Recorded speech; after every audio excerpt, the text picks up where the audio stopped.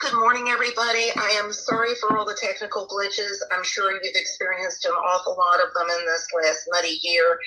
And I sure hope that a year from now, when we do this, we can all get together face to face and not have to sweat this kind of stuff. Thank you so much for your patience. Given that, especially since we're starting late, I'm going to run through my slides. I just have 18. And at the end, I'm going to leave it up to the organizers to decide if we have time for questions. But as I'm speaking, if you have questions, go ahead and put them in chat so they can start looking through them and figuring out what to do with them afterwards. You can move to the next slide. This talks about meaningful assessment. Got it. Thanks, Linda.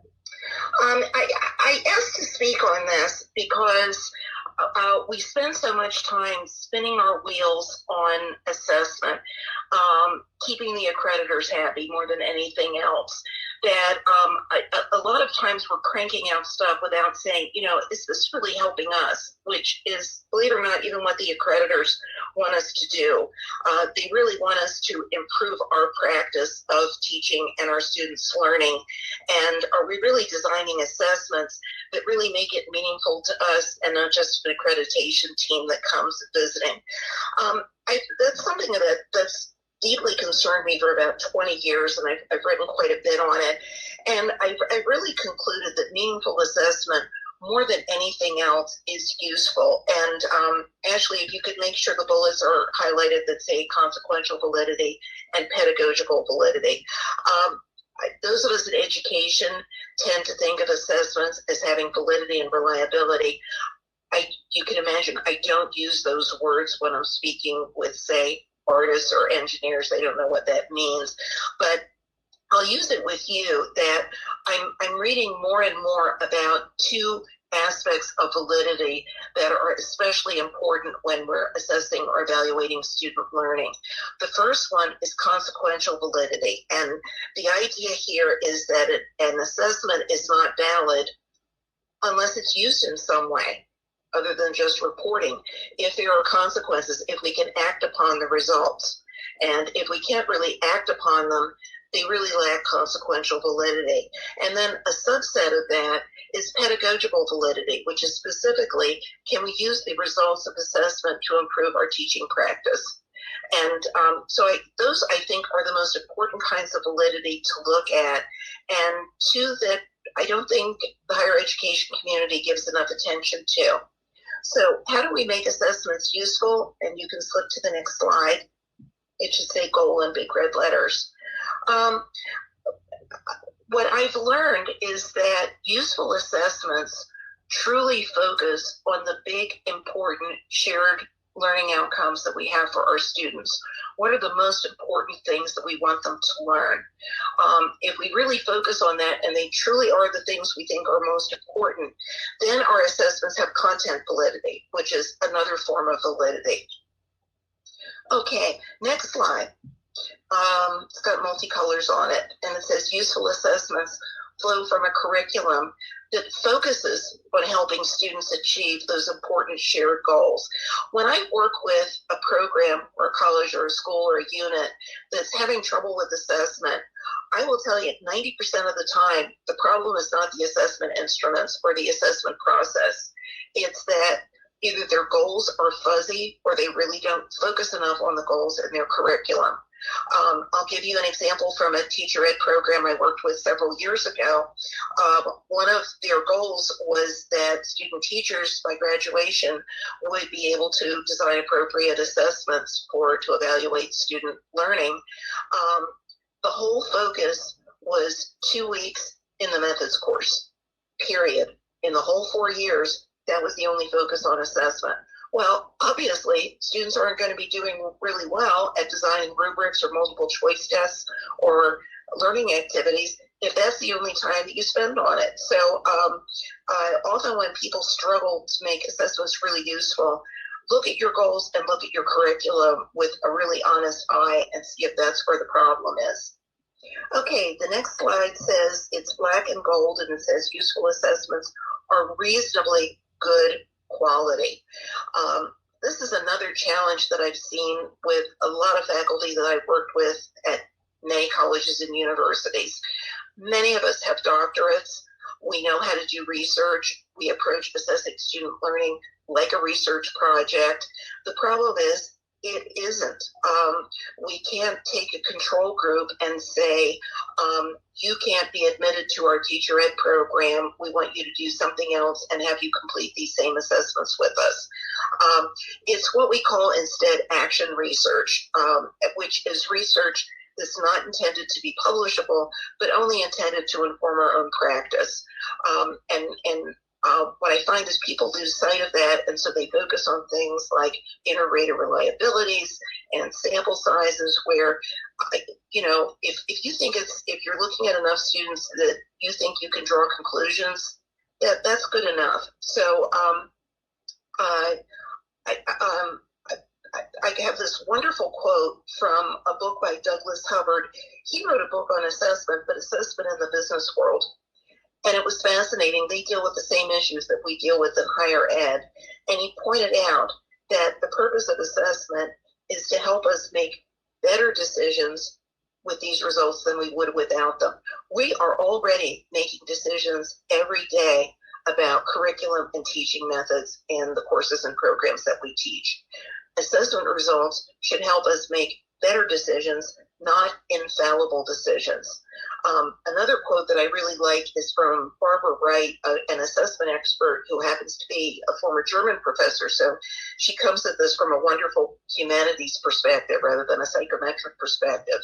And she said that she's worried that we're sacrificing validity on the altar of reliability by looking at things like inter-rater reliabilities and things like that. Really, we should be focusing more on consequential validity, pedagogical validity, content validity, and the rest will take care of itself. Okay, the next slide has a picture of a quilt.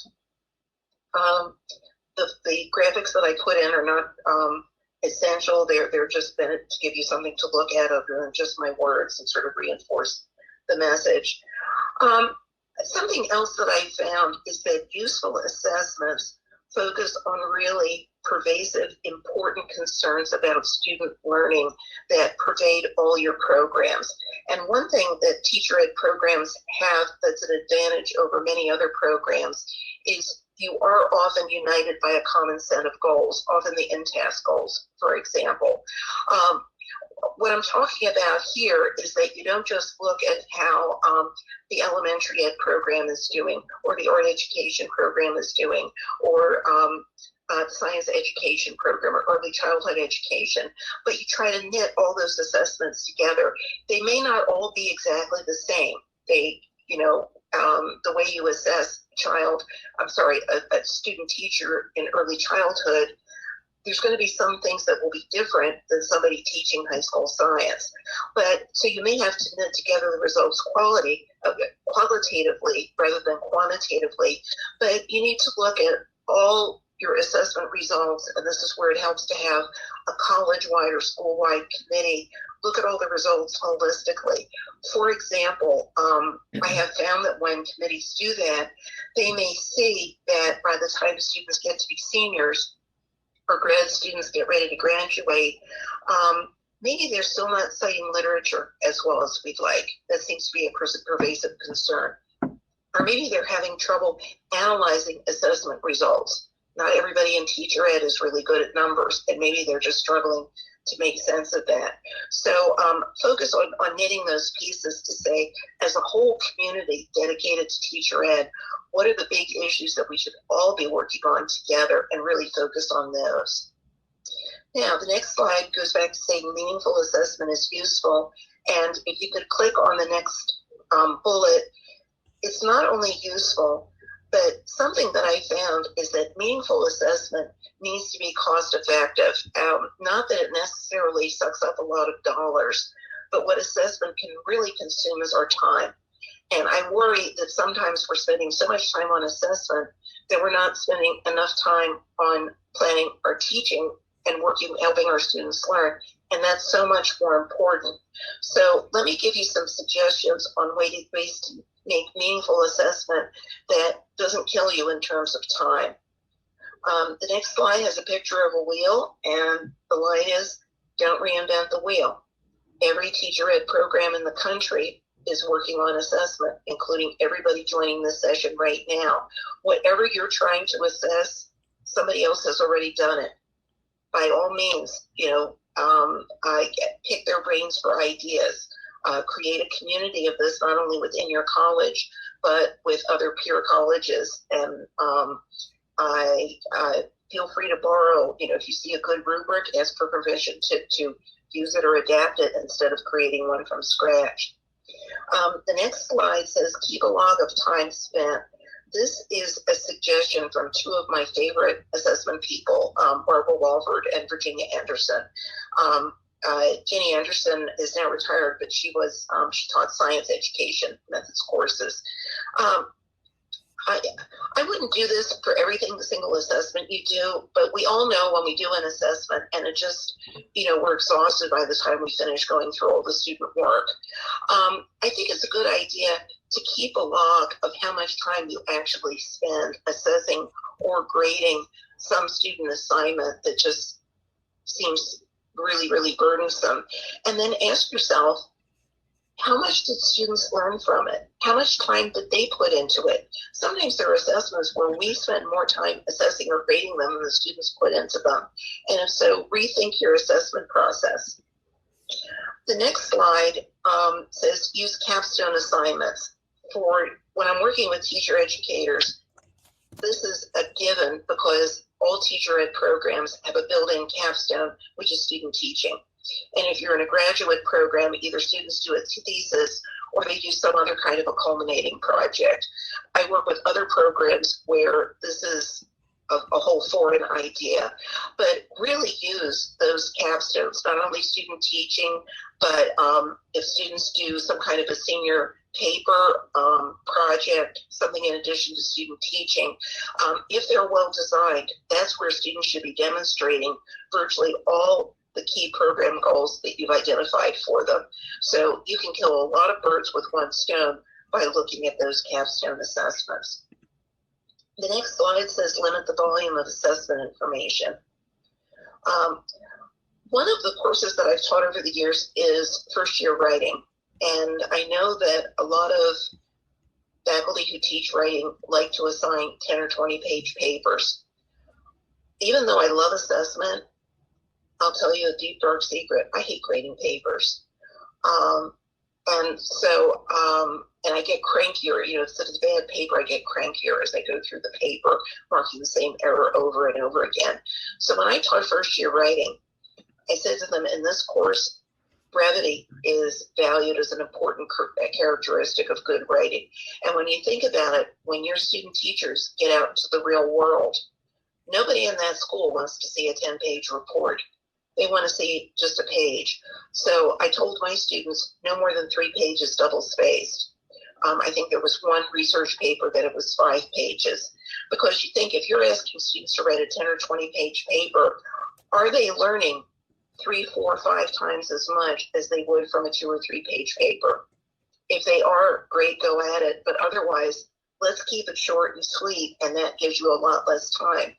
Another thing that I've learned is not every assignment needs to be in grading. Grading is the most time-consuming to either grade or assess.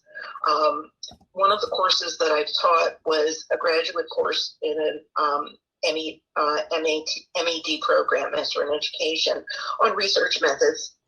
And instead of having a long research paper at the end, I put the students in groups and had them do group presentations. And not just a group presentation, but I said, imagine that I'm the U.S. Department of Education, and you are doing a presentation for me asking for a grant for this research project that you've identified. That was a lot more interesting. It gave students additional learning skills beyond grading, and it was a lot more fun to assess. Next slide says use assessments that do double or triple duty.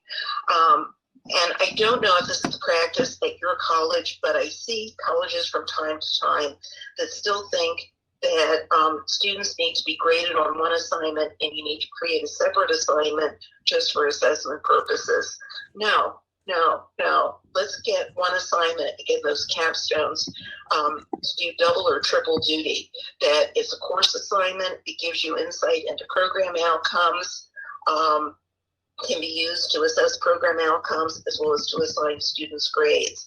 Let's come up with a rubric that you and your colleagues agree you can use for grading, and you can also use the results of that rubric for assessing program outcomes. That makes everybody's lives a lot easier. The next slide says be flexible.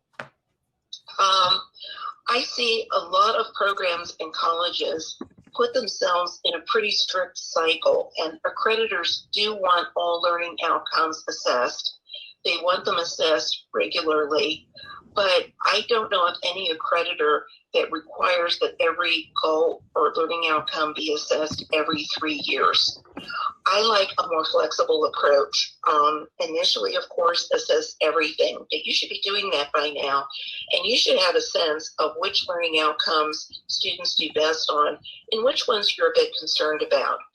For the ones that you're concerned about, do those most frequently. For example, if students are not citing literature properly in their research papers, let's make that a focus. Let's start assessing that every year. But let's say their classroom management skills are pretty good. Put that one on a back burner and only do a deep dive into that every 3 years. You may be collecting the data every year, but do you really need to do a really deep dive into every outcome every year? I just don't think so. Do some prioritizing. Next slide says A work is faster and easier to assess than C or D work. This is another insight I got from Barbara Bulford and Jimmy Anderson, and the way they put it was we want to spend more time giving and guiding the assignment and less time grading it. Remember, I hate grading papers, and the ones I hate to grade are the C or D papers, or for teacher ed, it may even be the B papers. The more guidance, obviously I'm from home, and my dog decided to get all excited about my husband coming back from his walk. The more time that we spend helping students understand what they are to do, helping them learn the skills they need for success, the better they'll do on their assignment. For example, the more time that you spend with students on classroom management skills, doing, scenarios, practicing, things like that, the better they'll do once they get out in student teaching. We all know that A work is easier to grade and more fun to grade than C or D work, or even B- work. So this again goes back to the idea of really looking at your curricula, and where students aren't doing well, really build it into the curriculum so that the time they get to that final project, that thesis, student teaching, they're going to nail this. Okay, the next slides, and I'm getting towards the end here, is, remember I mentioned at the beginning that not everybody in teacher ed is really adept at numbers and analyzing data. And I found that one of the obstacles to having really meaningful assessments is that it's so hard to understand the results. And first of all, on this slide, as I point out, whatever assessment reports you're generating, I know that your accreditor wants them in a certain format. You may need to create a separate report in a separate format for you. And I will tell you that Middle States wants to see the format that's useful for you. And let me give you an example, and let's jump to the next slide. And I know you won't be able to read this really clearly. It's writing rubric results from a first-year Gen Ed writing course.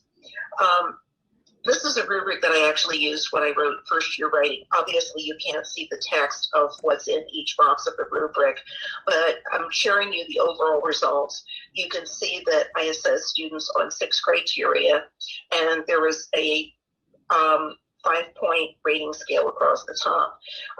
Actually, the data here are fabricated. I'm using this as an example of a broader assessment.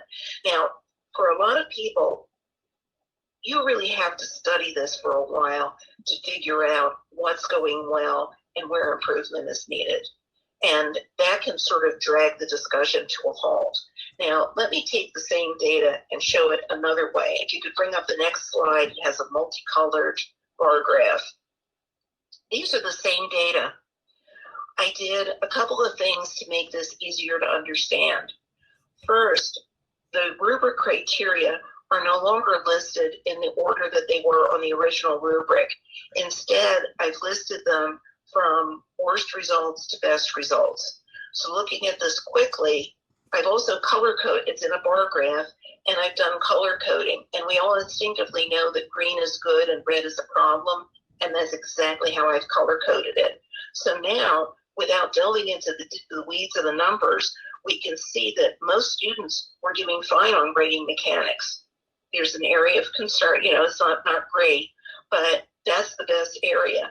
The biggest area of concern is source material. That's where a lot of students are yellow or red. Yellow means they're approaching the standard. Red means they do not meet the standard. Brown means it wasn't attempted, meaning that the faculty member who gave the assignment didn't include that in the assignment.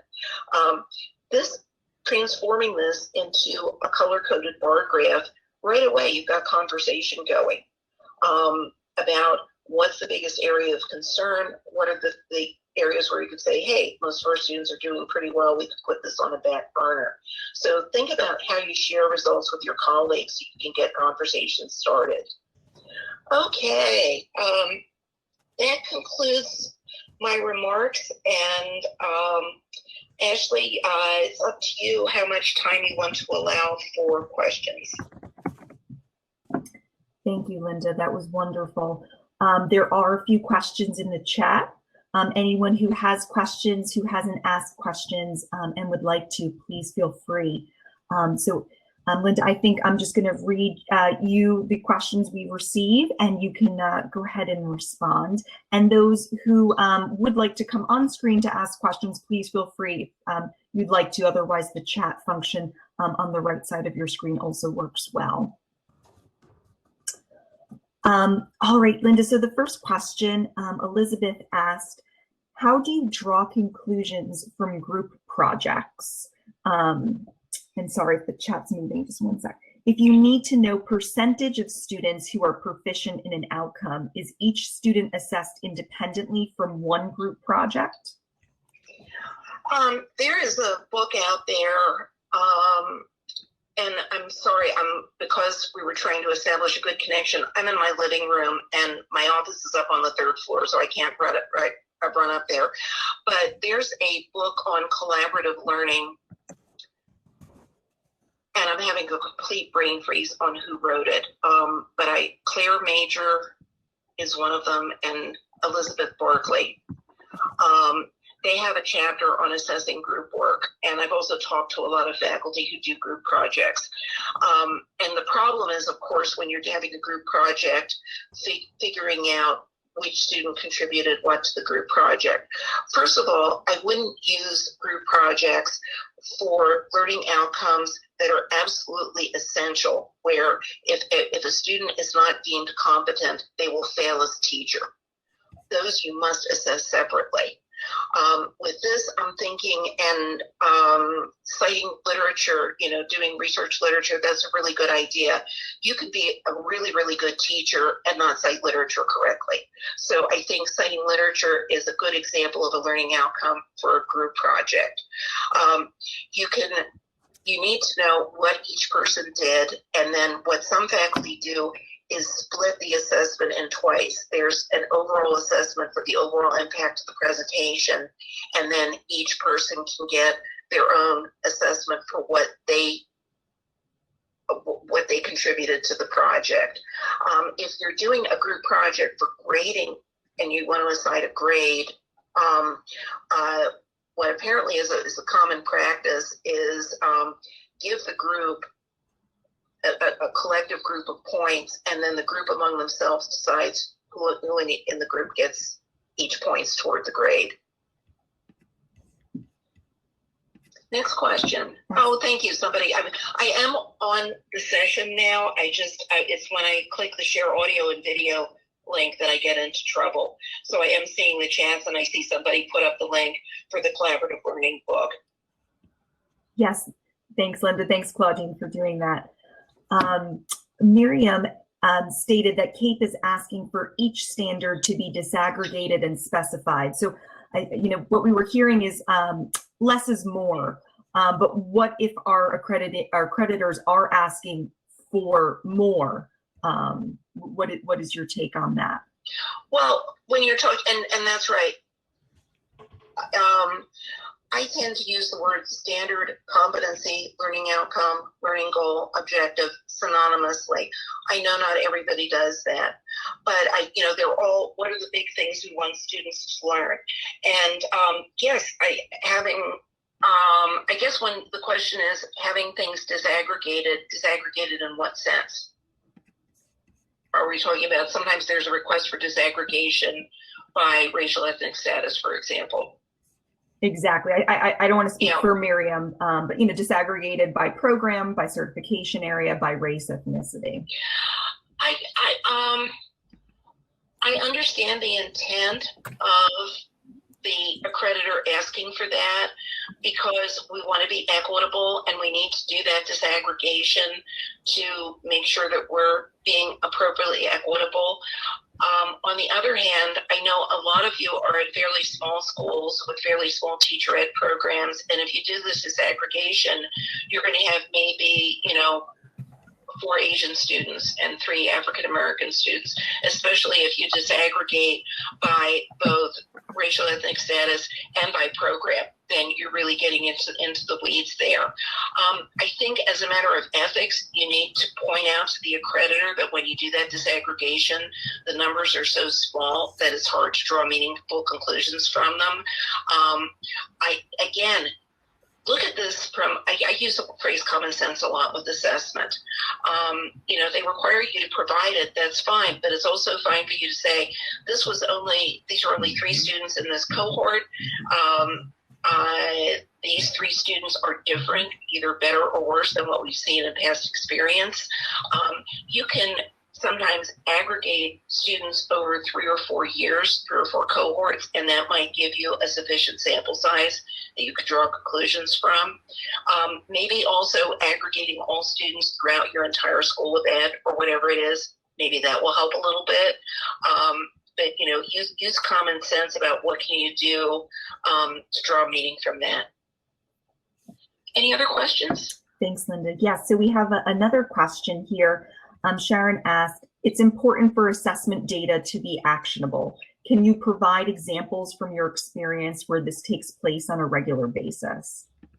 Yes, the big change that I see is in clarifying learning outcomes and rethinking curricula. And again, one of the examples I already gave was students who were not doing well on assessment / testing / measurement / evaluation, and they realized that this was only 2 weeks in their methods course, and they realized that they needed to address testing, measurement, assessment, evaluation throughout the curriculum. So they identified several other courses where that could be addressed. So students got a much richer experience in that before they hit student teaching.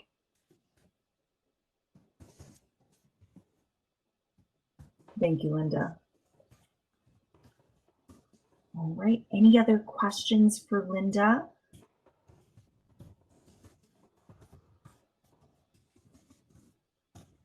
Okay, I don't see any more questions in the chat.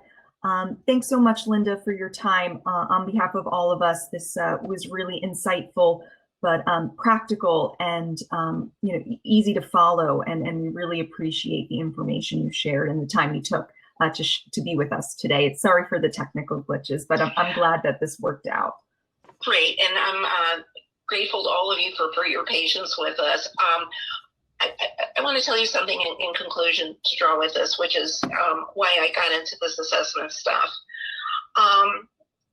Like many of you, I'm sure, I'm really troubled by the state of our country today in a lot of ways.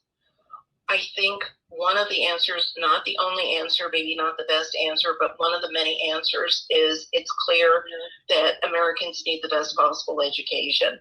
Not just knowing the facts and figures, but knowing how to think, knowing how to analyze, knowing how to evaluate information.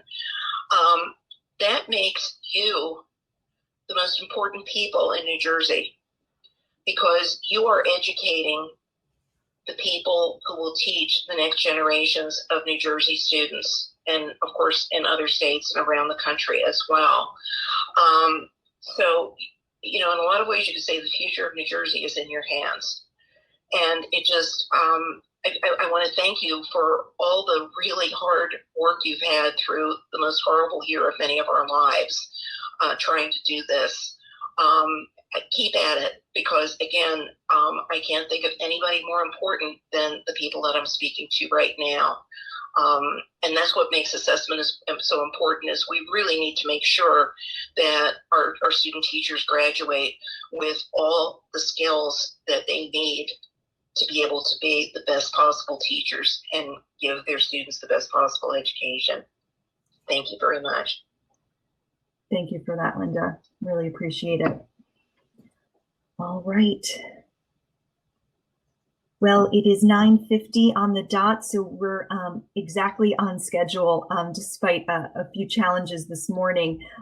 So the way to leave this session and to navigate back to a list of available sessions. So our next breakout will begin at 10 a.m. That's our first block, or first breakout session. There will be 5 sessions per breakout, so there's 3 total. The next one starts at 10 a.m. and you can get there by clicking on the sessions icon on the far left, and you can access the sessions from that sessions area, or from the home page, the reception page. When you scroll down, there's a schedule as well. So either place you can get to our next series of sessions. And there's the help desk if you have any questions. That session will remain throughout the conference. Thanks so much for joining us this morning, and we look forward to continuing our learning throughout the day today. Oh, and just one quick note. I noticed that in the sessions tab, they are just what's happening right now. We're within 5 minutes of starting. So if you want to look at the full day, go to the reception area and you can just scroll down for the full day. Okay, that's all. Thank you, Ashley. Thanks, everybody.